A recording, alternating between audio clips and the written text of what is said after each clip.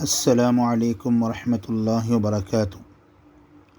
ناظرین، اگر آپ ہمارے چینل پر نئے ہیں تو ہمارے اس چینل کو سبسکرائب کریں اور شیئر کریں دوسروں کے ساتھ، لائک کریں، کمنٹس میں بتائیں کہ آپ کس طریقے کے اسلامک ویڈیوز دیکھنا پسند کرتے ہیں اور ہمارے ساتھ اس علمی سفر میں ساتھ میں بنے رہیں۔ بسم اللہ الرحمن الرحیم۔ یہ محرم الحرام کی اور یوم عاشوراء کی فضیلت پر ایک ویڈیو چھوٹی سی بنائی جا رہی ہے، غور سے سماعت فرمائیں۔ بسم اللہ الرحمن الرحیم۔ ان عدۃ الشہور عند اللہ 12 شہرا فی کتاب اللہ یوم خلق السماوات والارض منها 4 حرم ذلک الدین القیم۔ سورۃ التوبہ آیت نمبر 36 آیت نمبر۔ ترجمہ: حقیقت یہ ہے کہ اللہ کے نزدیک مہینوں کی تعداد 12 مہینے ہے، جو اللہ کی کتاب یعنی لوح محفوظ کے مطابق اس دن سے نافذ چلی آتی ہے جس دن اللہ نے آسمانوں اور زمین کو پیدا کیا تھا۔ ان 12 مہینوں میں سے 4 حرمت والے مہینے ہیں، یہی دین کا سیدھا تقاضا ہے۔ اسلامی سال کے تمام مہینوں میں سب سے زیادہ حرمت و فضیلت محرم الحرام کے مہینے کو حاصل ہے۔ اسی لیے رحمت عالم صلی اللہ علیہ وسلم نے اسے شہر اللہ یعنی اللہ کا مہینہ فرمایا۔ حالانکہ مہینے تو سارے اللہ تعالیٰ ہی کے ہیں، لیکن یہ مہینہ بہت محترم ہے اور مبارک ہے، اس لیے حضور صلی اللہ علیہ وسلم نے اسے اللہ تعالیٰ کی طرف منسوب کر کے شہر اللہ فرمایا۔ جیسے مساجد تو سب کی سب اللہ تعالیٰ ہی کے گھر ہیں، مگر مسجد حرام کو بیت اللہ اس کی عظمت و حرمت کی وجہ سے کہا جاتا ہے۔ اسی طرح اونٹنیاں تو ساری اللہ تعالیٰ کی پیدا کی ہوئی ہیں، مگر حضرت صالح علیہ السلام کی اونٹنی کو ناقۃ اللہ اس کی عظمت و حرمت کی وجہ سے کہا جاتا ہے۔ اسی طرح انبیاء اکرام علیہم السلام تو تمام کے تمام اللہ تعالیٰ ہی کے بھیجے ہوئے ہیں، اللہ تعالیٰ ہی کے بھیجے ہوئے نبی اور رسول ہیں، مگر ہمارے آقا صلی اللہ علیہ وسلم کو ان کی عظمت و حرمت کی وجہ سے محمد الرسول اللہ صلی اللہ علیہ وسلم فرمایا گیا۔ اسی طرح مہینے تو سب اللہ تعالیٰ ہی کے ہیں، مگر محرم الحرام کو اس کی حرمت و فضیلت کی وجہ سے شہر اللہ فرمایا۔ محرم کی حرمت کے لیے یہی کافی ہے۔ یہ ایسا محترم مہینہ ہے کہ نفلی روزوں میں رمضان کے بعد اسی ماہ میں روزہ رکھنا سب سے زیادہ فضیلت کا باعث ہے۔ جیسے فرائض کے بعد نوافل میں قیام اللیل اللہ تعالیٰ کو سب سے زیادہ پسند ہے، اسی طرح فرض روزوں کے بعد نفل روزوں میں محرم کے روزے اللہ تعالیٰ کو سب سے زیادہ پسند ہیں۔ یہ ایک حدیث میں ہے، من صام یوما من المحرم فلہ بکل یوم 30 یوما، یعنی ایام محرم میں سے ایک دن کا روزہ رکھنا دوسرے مہینوں کے 30 دن روزہ رکھنے کے برابر فضیلت رکھتا ہے۔ رواہ الطبرانی فی الکبیر۔ حضرت ابو ہریرہ رضی اللہ عنہ سے مروی ہے کہ رحمت عالم صلی اللہ علیہ وسلم نے ارشاد فرمایا، بہترین روزہ رمضان کے فرض روزوں کے بعد اللہ تعالیٰ کے مہینے محرم کے روزے ہیں۔ علامہ نووی رحمۃ اللہ علیہ اس حدیث کے تحت فرماتے ہیں کہ یہ حدیث صراحت کرتی ہے کہ نفلی روزے رکھنے کے لیے افضل ترین مہینہ محرم ہے۔ اس میں عاشوراء اور اس کے علاوہ محرم کے دوسرے ایام کے روزے بھی داخل ہیں۔ یہ فضیلت ماہ محرم کے تمام روزوں کو شامل ہے، لہٰذا اگر اللہ تعالیٰ توفیق دے تو اس پورے مہینے کے روزے رکھیں، یا اس کے ہر پیر اور جمعرات کو روزہ رکھیں، ورنہ 9، 10 اور 11 کا، اور کم از کم 9، 10 یا 10، 11 کا روزہ رکھیں۔ محرم جیسے قابل قدر اور لائق احترام مہینے کے حوالے سے جو بات ہمارے سادہ لوح یعنی سیدھا مسلمانوں کے ذہنوں میں بٹھا دی گئی ہے وہ یہ ہے کہ محرم الحرام نالہ و غم، ماتم اور تعزیہ داری کا مہینہ ہے، اور بہت سے لوگ تو اسے منحوس مہینہ سمجھتے ہیں۔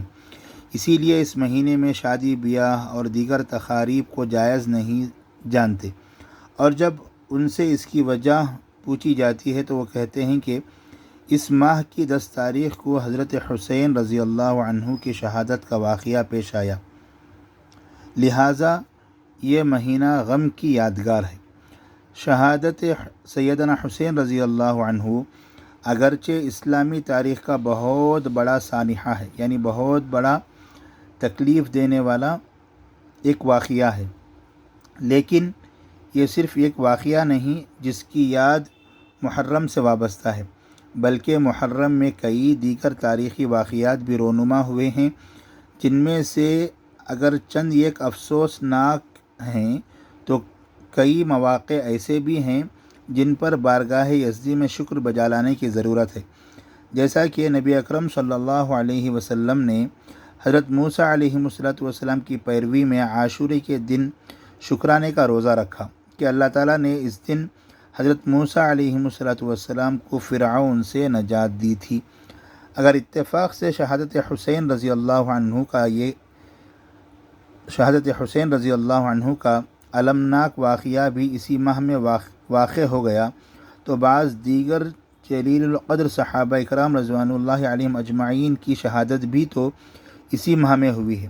مثلا خلیفہ ثانی حضرت عمر بن خطاب رضی اللہ عنہ اسی ماہ کی 1 تاریخ یعنی 1 محرم الحرام کو حالت نماز میں ابو لولو فیروز نامی ایک غلام کے ہاتھوں شہید ہوئے، لہٰذا شہادت حسین رضی اللہ عنہ کا دن منانے والوں کو ان کا بھی دن منانا چاہیے، لیکن حقیقت یہ ہے کہ اگر اسلام اسی طرح دن منانے کی اجازت دے دے تو سال کا ہر مہینہ اور مہینے کا ہر دن ماتم و سوگ بن جائے، کیونکہ تاریخی اعتبار سے ہر دن کسی نہ کسی کی شہادت و وفات کا ہونا یقینی ہے۔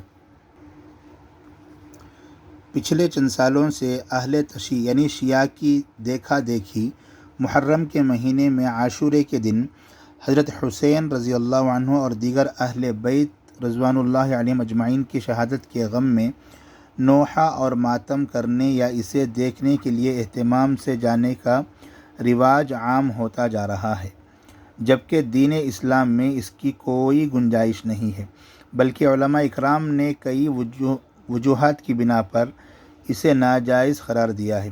نمبر 1، شریعت مطہرہ میں رنج لاحق ہونے یا عزیز و اقارب کے فوت ہونے پر صبر کی تلقین کی گئی ہے۔ اللہ تعالیٰ نے قرآن کریم میں بہت سے مقامات پر صبر و تحمل کا حکم دیا ہے اور اس کے فضائل و انعامات بیان فرمائے ہیں۔ ارشاد باری ہے، جو صبر کرنے والے ہیں ان کو بے شمار ثواب ملے گا، سورۃ الزمر۔ نیز صبر کرنے والوں کو اللہ تعالیٰ کی معیت نصیب ہوتی ہے، اور صابرین کے ساتھ اللہ تعالیٰ کی ہدایت، نصرت اور فتح ہوتی ہے۔ ارشاد باری تعالیٰ ہے، بے شک اللہ تعالیٰ صبر کرنے والوں کے ساتھ ہیں، ان اللہ مع الصابرین، سورۃ البقرہ۔ احادیث میں بھی حضور اقدس صلی اللہ علیہ وسلم نے مصائب بالخصوص اموات پر صبر کرنے کی تلقین فرمائی ہے۔ یہ ساری صورتحال کسی مسلمان سے مخفی نہیں، اس لیے نوحہ اور ماتم کرنا صبر کے خلاف ہے۔ نمبر 2، شریعت مطہرہ نے اپنے عزیز کی وفات پر اعتدال کے ساتھ غم زدہ رہنے کی اجازت دی ہے۔ اس میں آنسو بہانا صبر و تحمل کے خلاف نہیں، بلکہ غم کا تقاضا ہے، اور حضور صلی اللہ علیہ وسلم نے اپنے فرزند کے انتقال پر اسی طرح اظہار غم فرمایا ہے۔ البتہ بلند آواز سے رونا، چیخنا، چلانا، جسم یا چہرے کو پیٹنا، گریبان چاک کرنا، اپنے آپ کو زخمی کرنا، یہ تمام امور ایسے ہیں جن سے شریعت منع کرتی ہے۔ حضور اقدس صلی اللہ علیہ وسلم نے ارشاد فرمایا کہ 2 چیزیں ایسی ہیں جو کفر ہیں۔ حضور اقدس صلی اللہ علیہ وسلم نے ارشاد فرمایا کہ دو چیزیں ایسی ہیں جو کفر ہیں، ایک تو نسب میں طعنہ دینا اور دوسری چیز میت پر نوحہ کرنا۔ مسلم شریف کی روایت ہے۔ یہ حدیث اور ایک مرتبہ سنیے۔ حضور اقدس صلی اللہ علیہ وسلم نے ارشاد فرمایا، دو چیزیں ایسی ہیں جو کفر ہیں، ایک تو نسب میں طعنہ دینا، یعنی سید کے خاندان سے ہیں یا پھر دوسرے اور کوئی خاندان سے، میں بڑے خاندان کا ہوں، میں چھوٹے خاندان کا ہوں، تمہیں چھوٹے خاندان کے ہوں، میں بڑے خاندان کا ہوں، اس طریقے پر نسب میں طعنہ دینا۔ اور دوسری چیز میت رکھی ہوئی ہے وہاں پر بیٹھ کر نوحہ کرنا، یعنی چیخنا چلانا، یہ چیزیں کرنا۔ یہ دو چیزیں حضور اقدس صلی اللہ علیہ وسلم کو بہت زیادہ ناپسند تھی، اور آپ صلی اللہ علیہ وسلم نے فرمایا کہ یہ دو کام ایسے ہیں جو کافر کرتے ہیں۔ کچھ لوگ محرم کی 10 تاریخ کو میلہ بھی لگاتے ہیں اور جنگی کھیل تماشا بھی دکھلاتے ہیں جو بدعات و خرافات کی قبیل سے ہیں۔ اس قسم کے بدعات کا حضرت حسین بن علی رضی اللہ عنہ یعنی رسول اللہ صلی اللہ علیہ وسلم کے نواسے کے واقعہ کربلا سے دور کا بھی تعلق نہیں ہے۔ واقعہ کربلا کے سینکڑوں سال بعد یہ بدعات کے مجموعے والا تہوار تماشا ایجاد کیا گیا ہے۔ الغرض آج ضرورت ہے اس بات کی کہ محرم الحرام کی آمد پر ہم اس کی عظمت و فضیلت سے فائدہ اٹھا کر زیادہ سے زیادہ اللہ جل شانہ کی عبادت اور حضور صلی اللہ علیہ وسلم کی سچی اطاعت میں اپنا وقت گزاریں، اور اس میں رونما ہونے والے عظیم الشان واقعات سے نصیحت و عبرت حاصل کریں کہ اسلامی سال کا یہ پہلا مہینہ محرم الحرام عبادت، عبرت اور قربانیوں کا مہینہ ہے۔ اس کی عظمت کا تقاضا یہ ہے کہ ہم اس میں اعمال صالحہ بالخصوص روزہ رکھنے کا اہتمام کریں، نیز ہر قسم کے محرمات و منکرات، خرافات و رسومات اور بدعات و معاصی سے مکمل اجتناب کریں۔ حق تعالیٰ توفیق عمل نصیب فرمائے، آمین۔ وآخر دعوانا الحمد للہ رب العالمین۔ السلام علیکم ورحمۃ اللہ وبرکاتہ۔